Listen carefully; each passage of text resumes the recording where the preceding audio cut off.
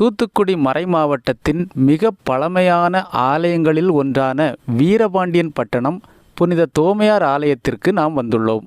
மிக உயரமான இரட்டை கோபுரங்களுடன் கோத்தி கட்டிடக்கலை அமைப்புடன் கட்டப்பட்ட இந்த பழமையான ஆலயத்திற்கு இந்த ஆண்டு வயது 138.